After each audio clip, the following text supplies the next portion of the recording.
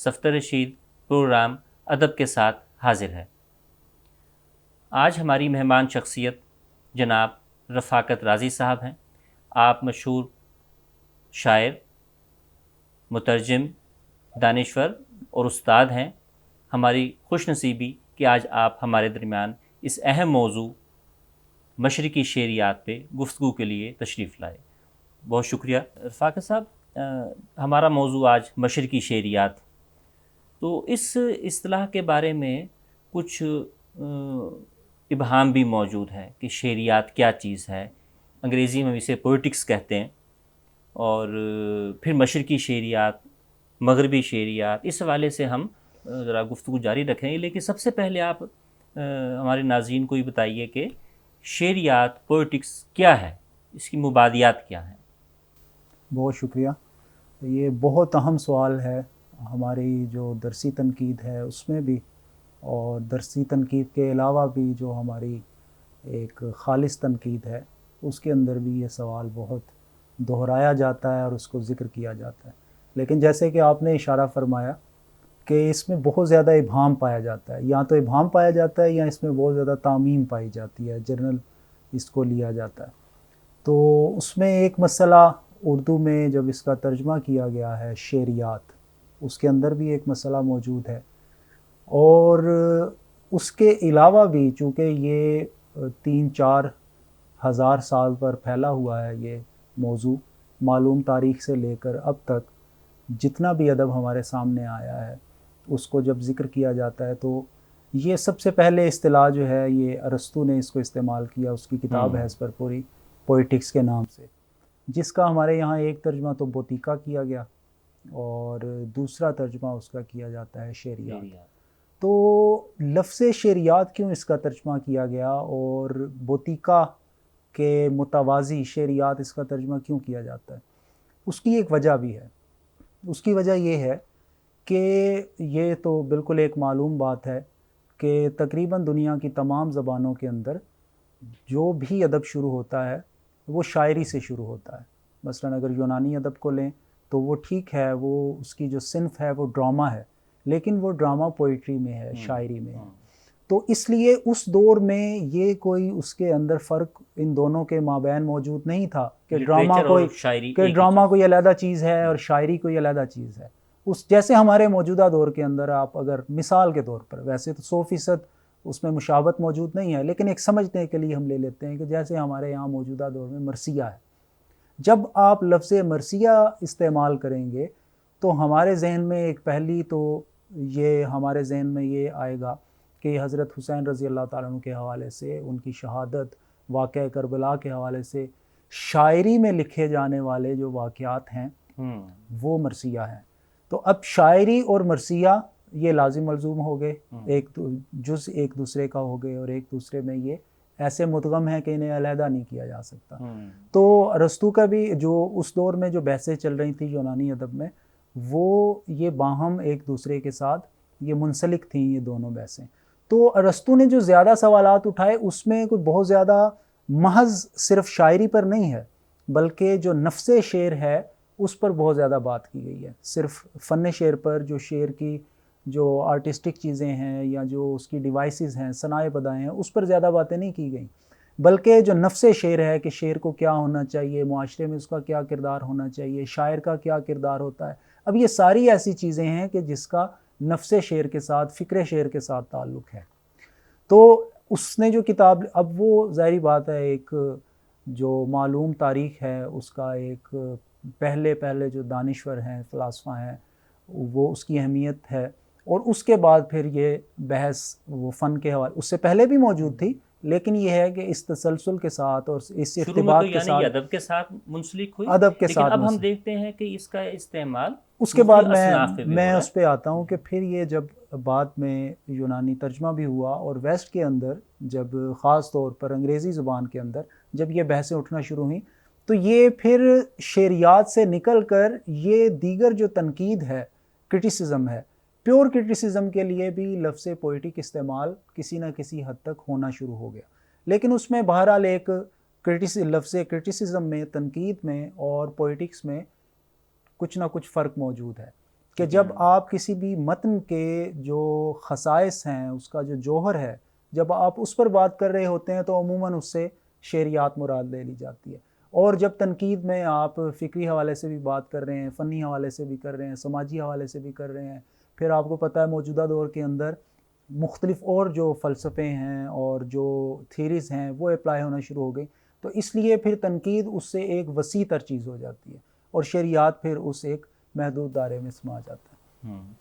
यानी जो शेरियात है, जो पोइटिक्स है, वो जनरल उसूल हैं जो किसी फन पारे को हमारे लिए काबिल तफ़हीम बनाते काबिल हैं, तफ़हीम बनाते हैं। तयशुदा कुछ चीज़ें हैं कारी और जी जी उस सिन्फ के लिखने वाले के दरमियान जी जी कि भाई नावल इसे कहते हैं, ये नावल की शेरियात हो गई जी इस अंदाज से। अच्छा, इसके लिए तहरीरी होना भी ज़रूरी है या गैर तहरीरी शेरियात भी होती है? ज़ाहिर बात है, पहले तो जो भी शायरी लिखी जाती है या अदब तख्लीक होता तो वो ओरल है और वो ज़ुबानी होता है, और ज़ुबानें जब बोलियाँ जब अपनी इर्तिकाई शक्ल में आती हैं तो फिर वो ज़ुबान की शक्ल इख्तियार करती हैं। और यही हुआ कि मुख्तलिफ़ ज़बानों का जो अदब है वो पहले सीना बसीना चलता रहा, जैसे हमारा लोक अदब है, फ़ोक अदब है, दास्तानें हैं, कहानियाँ हैं, और इस तरह मुख्तलिफ़ और जितने भी असनाफ़ हैं, जानरस हैं, और ख़ास तौर पर शायरी, ये तो बहुत ज़्यादा वो ज़बानी चलती रही है।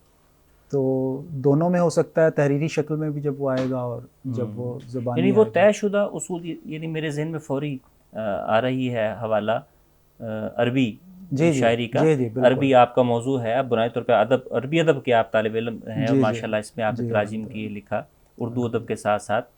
तो यानी वो तयशुदा उसूल पढ़ने वाले और सुनने वालों और लिखने वालों के दरमियान कि उन्हें जब अरब में वो मेला होता था जी, उकास का मेला, तो उसमें ज़ुबानी जो लोग फैसला करते थे, आम आवाम लेके ख़वास तक, तो वो जो उसूल पे फैसला करते कि हाँ जी ये शेर बड़ा है या ये शायरी बड़ी है, तो वो गैर तहरीरी थे। यानी शेरियात के लिए ज़रूरी नहीं है कि उसको तहरीर भी किया जाए, बाद में वो हुई तहरीर। जी जी, जैसे आपने फरमाया कि अरस्तू का मशरकी शेरियात, जैसे मौजू भी हमारा यही है, इसके साथ आता है मगरबी शेरियात। ये फ़र्क क्या है?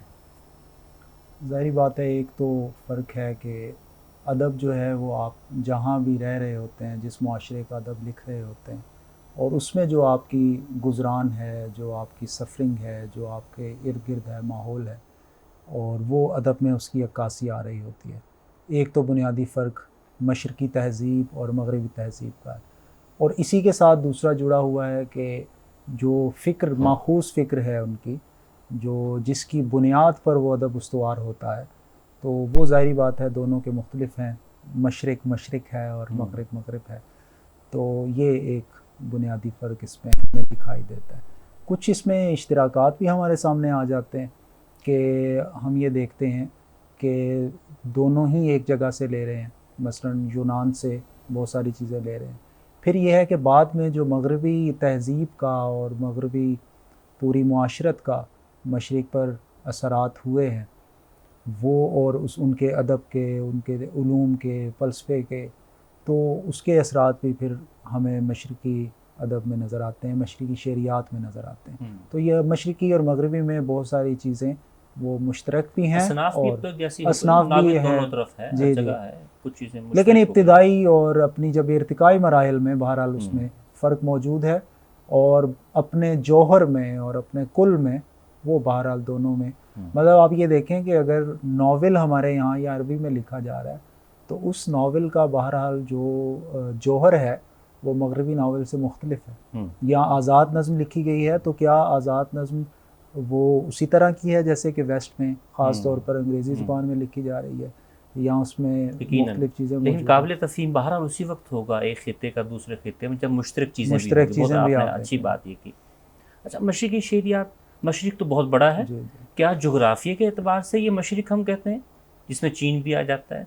जब हम उर्दू में ख़ास तौर पे मशरिक़ी शेरियात इस्तेमाल करते हैं तो क्या इसके मखसूस कुछ ज़ुबानों का अदब तनकीद शामिल है? एक तो ये है कि हम मशरिक़ और मगरिब को जब देखते हैं तो हमारा ज़ाविया नज़र क्या है, हमारा एंगल क्या है। जो जब उर्दू में हम बात करते हैं मशरक़ी शेरियात की या मगरबी शेरियात की, तो हम ये देखते हैं कि हमारे यहाँ पर जो राइज तनकीद है या जो एक माजी की तनकीद लिखी जाती रही है, उसमें मशरक़ी शेरियात से या मशरक़ी तहज़ीब से या मशरक़ी जो रहन सहन है उससे क्या मुराद है।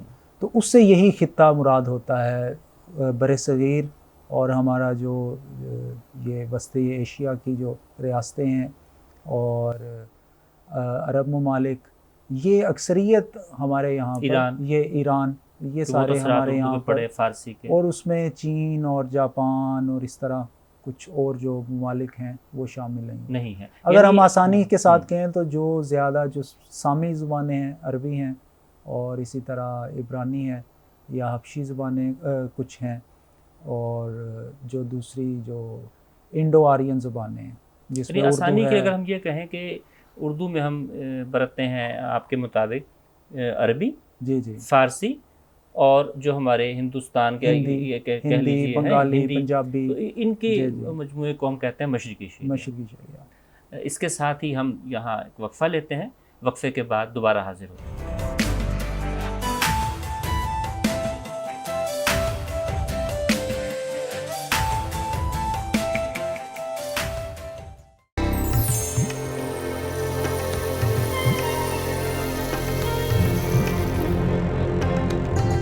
डॉक्टर साहब वहीं से हम सिलसिला जारी रखते हैं। ब्रेक पे जाने से पहले हम बात कर रहे थे कि मशरक़ी शेरियात, उर्दू में ख़ास तौर पर मशरक़ी से मुराद ये अरबी अदब, फ़ारसी अदब और यहाँ हिंदुस्तानी अदब को लेते हैं। तो आप क्योंकि बाकायदा अरबी भी माशाल्लाह जानते हैं, बाज़ाब्ता आपने पढ़ा है अरबी अदब को, अरबी में आप लिखते भी हैं, बोल भी लेते हैं, यानी यहाँ तक आपकी माशाल्लाह है, और फ़ारसी भी इसी तरीके से। तो आपकी नज़र फ़ारसी अदब पे भी है, उर्दू पे तो है ही, और अरबी अदब पे। तो इनके हवाले से ख़ास तौर पे अगर आप बताएंगे कुछ तो हमारे लिए बहुत सूदमंद होगा देखने वालों के लिए। उर्दू का ज़ाहिरी बात है एक इब्तिदाई ताल्लुक़, तो वैसे तो मैंने अभी जैसे कि पिछली उसमें अर्ज़ किया कि इंडो आर्यन है, मसलन अपने स्ट्रक्चर के हवाले से, अपनी साख्त के, ग्रामर के हवाले से, और इलाकाई तौर पर भी ज़ाहिरी बात है वो बरे सग़ीर के अंदर मौजूद है, लेकिन उसका अपना एक फ़िक्री, दीनी, तहज़ीबी जो रिश्ता है वो फ़ारसी और अरबी के साथ बहुत गहरा है। और बल्कि उसके बाद ही जो आपके उर्दू में मबाहिस चलते हैं कि उर्दू कहाँ से निकली, कहाँ पैदा हुई, तो लेकिन इसके ये हुआ ही सारा शुरू अरबी और फ़ारसी के बाद है। मुसलमानों की आमद के बाद एक अपनी जो मेराज में उर्दू आई है वो उसके बाद आई है। तो एक गहरा ताल्लुक़ तो अरबी फ़ारसी के साथ उसका मौजूद रहा, और उस दौर में जो बहुत गालिब जो ज़ुबान थी वो अरबी ज़ुबान थी। उस जैसे आज मौजूदा दौर के अंदर हम ये समझते हैं कि अगर आपने कोई इल्मी काम करना है, लिखना है, पढ़ना है, तो अंग्रेज़ी आपके लिए नागुज़ीर है।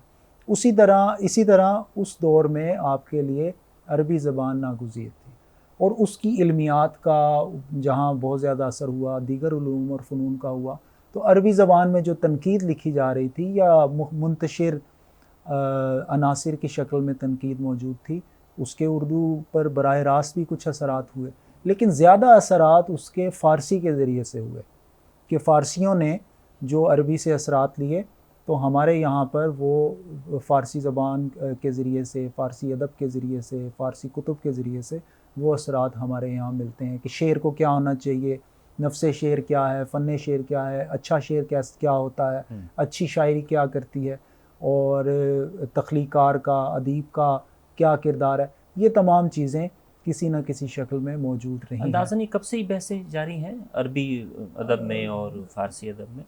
मुख्तलिफ इसमें एक तो ये है कि शेर के अंदर ख़ुद शेरियात मौजूद है, तनकीद, मसलन रूमी के यहाँ, सादी के यहाँ, हाफिज़ के यहाँ और मुख्तलिफ दीगर शुअरा के यहाँ के शेर को क्या होना चाहिए, अच्छा शेर क्या होता है, अच्छा शेर कैसे असर करता है, ये मुख्तलिफ चीज़ें किसी न किसी शक्ल में मौजूद हैं। इसके अलावा भी हमें कुछ चीज़ें मिल जाती हैं, मसलन गुर्रतुल कमाल, उसका दिबाचा अमीर खुसरो ने जो लिखा, उसके अंदर शेर की एक मुफस्सल बहस मौजूद है, फ़न शेर की भी और नफ्स शेर की भी उसके अंदर मौजूद है। जी जी, 13वीं 14वीं सदी हिजरी, 13वीं 14वीं सदी तकरीबन। तो ये लेकिन इससे पहले भी जी अरबी अदब में जी जी ये बहसें तो दूसरी सदी हिजरी से दूसरी बाज़ाब्ता तीसरी किताबी सदी, शक्ल में तीसरी बिल्कुल। सदी हिजरी में, फिर चौथी सदी हिजरी में आना इसका शुरू हो गई एक थी। बहुत गहरा ताल्लुक है एजाजुल कुरान के साथ, यानी जी कुरान हाँ। पाक की बलागत के साथ, और मुसलमानों ने उसी के कुरान और हदीस के ज़ेर साया फिर ये मुख्तलिफ़ चीज़ों को ठीक है। परखना और देखना शुरू किया। एक तो ये पहलू था एजाज़ कुरान वाला, हम्म, दूसरा फिर जमे कुरान का भी था और तफ़हीम कुरान का भी था, यानी तशरीह कुरान का और ताबीर कुरान का, जिसको हम इस सारे सिलसिले को अगर तफसीरात कुरान कह लें, कि उसको समझने के लिए हज़रत उमर रज़ी अल्लाह ताला अन्हु का कौल है कि अपनी औलाद को जाहिलियत की शायरी सिखाओ, शेर जाहिली सिखाओ, कि इसके अंदर तुम्हारे दीन की और किताबुल्लाह की इसके अंदर तफ़हीम मौजूद है। तो वहीं से उसकी इब्तिदा, बल्कि आप सल्लल्लाहु अलैहि वसल्लम के बहुत सारे इरशादात आलिया मौजूद हैं जो शेर की तरफ हमें बताती हैं कि अच्छा शेर क्या होता है, बुरा शेर क्या होता है। मिसाल के तौर पर आप सल्लल्लाहु अलैहि वसल्लम से पूछा गया कि शायरी कैसी है, तो आप सल्लल्लाहु अलैहि वसल्लम ने फरमाया कि वो तो कलाम है, अगर जैसे कलाम में अच्छी चीज़ होगी तो वो अच्छी है, और अगर बुरी होगी तो वो बुरी है। असर होगा जी उसका, जी। इसी तरह एक मशहूर तासीर है। हदीस है, इन्ना मिन शेरी लहिकमा, के बाद शेर दानाई होते हैं। तो ये एक फ़िक्री जो शेरी तनकीद है वो वहाँ से आप सल्लल्लाहु अलैहि वसल्लम की अहादीस मुबारका से उसकी इब्तिदा हो गई। और फिर बाज़ाब्ता बहसें बासाब्ता किताबों की शक्ल में बहसें, तो जैसे कि आपने इब्तिदा में कहा था कि ज़ुबानी शेरियात भी मौजूद रही, तो वो ज़ुबानी शेरियात सहाबा इकराम, अहले बैत, हज़रत उमर रज़ी अल्लाह ताला अन्हु के इस हवाले से कई अक़वाल हैं। फिर हज़रत आयशा रज़ी अल्लाह ताला अन्हा बाकायदा ख़ुद शायरा थी, तो उनके शेरों के हवाले से भी कुछ अनासिर हमें मिल जाते हैं कि जो जिसको हम कह सकते हैं कि ये शेरियात के साथ इनका ताल्लुक़ है। और उसके बाद फिर बाकायदा जब मुसलमानों का दूसरी अक़वाम के साथ इंटरेक्शन हुआ है, तफ़ाउल हुआ है, तो दीगर बहसें भी आईं, मसलन फ़ारसियों के साथ, ईरानियों के साथ उनका इंटरेक्शन हुआ, तो उसके ज़रिए से भी बहुत सारी बहसें ईरान के ख़ुद जो पहलवी ज़बान के अंदर मौजूद थीं, और पहलवी ज़बान में भी फ़ारसी में बाद में जो तर्जमा हुई, तो वो मसलन हिंदुस्तान के जैसे पंचतंत्र वहाँ तर्जमा हुई, उसकी कुछ बहसें हमें मिल जाती हैं। इसी तरह दीगर अक़वाम के साथ जो मुसलमानों का इंटरेक्शन हुआ, तो फिर दीगर इस आप सल्लल्लाहु अलैहि वसल्लम के इस हुक्म के तहत कि दानिश मोमिन की गुमशुदा मिराज है, जहाँ उसे मिले उसको ले लेना चाहिए, तो मुसलमानों ने फिर उसमें कोई बुख़्ल नहीं किया, ना लेने में और ना आगे मुंतकिल करने में। तो वो मुख्तलिफ़ किताबें हमें फिर मिलती हैं कि जिसमें शेरियात की बहस की गई है। मिसाल के तौर पर बाक़िलानी ने इस पर इस हवाले से बात की है, और इसी तरह बाद में जो जुरजानी, अब्दुल काहिर जुरजानी, वो बहुत अहम नाम है जिसने फ़साहत और बलागत के तहत, और आज तक उसके मुख्तलिफ़ जो पोर्शंस हैं वो बहुत ही वैलिड हैं, बल्कि नागुज़ीर हैं, उनको ज़िक्र आज तक किया जा रहा है, देखा जा रहा है। अल-उम्दा है इब्न रशीद की, जिसके अंदर ये बहुत सारी हमारी जो मशरिकी शेरियात है, इसका ज़िक्र मुक़दमा शेर व शायरी में हाली ने कर दिया, और दूसरा मसूद हसन रिज़वी अदीब ने कर दिया हमारी और शायरी। जी जी, हमारी शायरी। इसी से एक सवाल पैदा हो रहा है कि जो उर्दू अदब है, जी जी, और उसके साथ ही चाहे तख्लीक हो या तनकीद हो, तो लगता यह है कि इस वक्त मगरबी शेरियात हावी है हमारे यहाँ पैमानों में, लेकिन बहरहाल उससे तो नहीं है फ़रार के मशरक़ी शेरियात नहीं है। ख़ुद हाली जैसा आपने बात की, शिबली, ये वो लोग थे जो इन पे मशरक़ी शेरियात से पूरी तरह आगाह थे, लेकिन कॉलोनाइजेशन के दौर में बहरहाल ये अंग्रेज़ी अदब से भी मुतासिर है और उसकी अहमियत को भी समझा। तो ये उर्दू इस हिसाब से क्या खुशनसीब हम कहेंगे है कि मशरक़ी और मगरबी दोनों शेरियात से इस्तिफ़ादा किया है उन्होंने। इस पर आप क्या? मगरब के हवाले से तो ये है कि अंग्रेज़ी में इसके ज़रिए हमारे यहाँ का आया काफ़ी। मशरक़ी शेरियात के हवाले से मेरा ये ख़्याल है कि ये शायद सबसे ज़्यादा सरबतमंद ज़ुबान है जो इसने अख़ज़ व इस्तिफ़ादा किया। मसलन एक तो ये है कि ये बर-ए-सग़ीर में है, तो यहाँ इसने हिंदी तहज़ीब से इस्तिफ़ादा किया और हिंदी शेरियात इसके अंदर मौजूद हैं। उसके बाद फ़ारसी से बराह रास्त इस्तिफ़ादा किया, फ़ारसी शेरियात से इस्तिफ़ादा किया, अरबी से बराह रास्त भी किया और फ़ारसी के ज़रिए से भी किया, और इसी तरह जो दीगर ज़बानें हैं उसके अंदर भी अब तर्जमे के ज़रिए से बंगाली ज़बान है, पंजाबी है, और दीगर पश्तो है, दीगर जो ज़बानें हैं उससे भी उर्दू ज़बान वो इस्तिफ़ादा कर रही है, करती रही है और अब भी कर रही है। और आपने बड़ा अहम कहा कि ये मतलब हमें ये नज़र आता है कि ये दीगर ज़बानों से इसमें लचक है ज़्यादा इस्तिफ़ादा करने की। बहुत शुक्रिया रफ़ाकत आपका साहब, भी बहुत उम्दा गुफ्तगू रही। यकीनन बहुत, देखने आपका वालों के भी लिए बहुत भी ये शुक्रिया। बहुत, और तालिब इल्मों के लिए, ख़ास तौर पे उर्दू अदब बहुत के तालिब शुक्रिया। इल्मों के लिए बहुत बुनियादी बातें हो गई। आपकी तशरीफ़ आवरी का बहुत शुक्रिया। बहुत शुक्रिया। नाज़रीन, हमारे आज के मौजू मशरिकी शेरियात पर गुफ्तगू का सिलसिला ख़त्म हुआ चाहता है। आइंदा अगले प्रोग्राम के साथ हाज़िर खिदमत होंगे। शुक्रिया।